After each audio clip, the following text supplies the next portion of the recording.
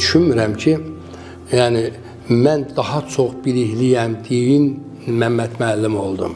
Çox şey bilirəm deyin, daha çox savadlıyam deyin, nə bilim qırmızı diplomdan qurtarmışam deyin, nə bilim nəysə bir cəhətimizə görə. Mən düşünürəm, nə də elə atalar sözü yoxdur. Ki, atalar sözü yoxdur ki, deyərlər ki, Allah sənə boyaya görə versin, Allah sənə gözəlliyə, alimliyə görə Allah versin. Allah sənə niyyətiyə görə verər. Allah sənə ürəyiyə görə verər. Bunu eşitmişik.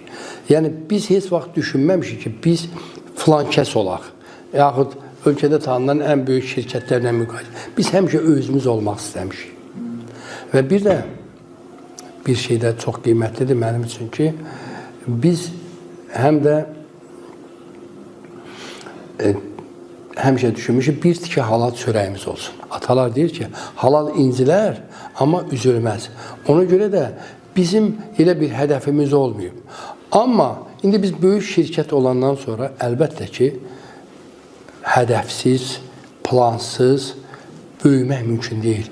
Və biz artıq ölkə şirkəti olmaq istəyirik, dünyavi şirkət olmaq istəyiriksə, yəni ölkəmizi, dünyamızı, qabaqcılların təcrübələrini öyrənməliyik və biz bunları öz işimizdə yeniliklərlə tətbiq eləməyə çalışmalıyıq. Yəni, hədəfsiz, plansız işləmək mümkün deyil.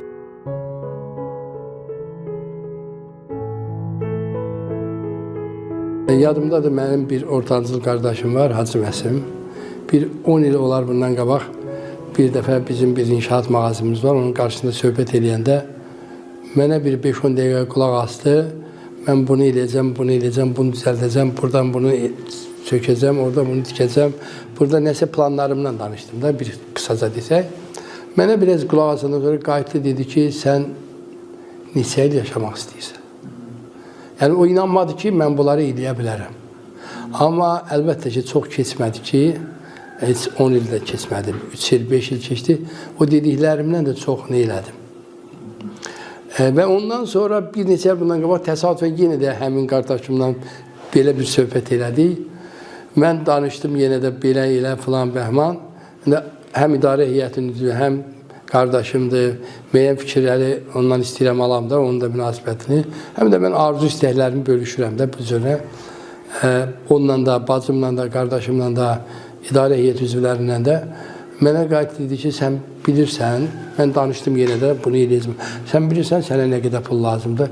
Siz inanmazsınız, nə pulu fikirləşirəm. Bəlkə də heç kim inanmır. Nə də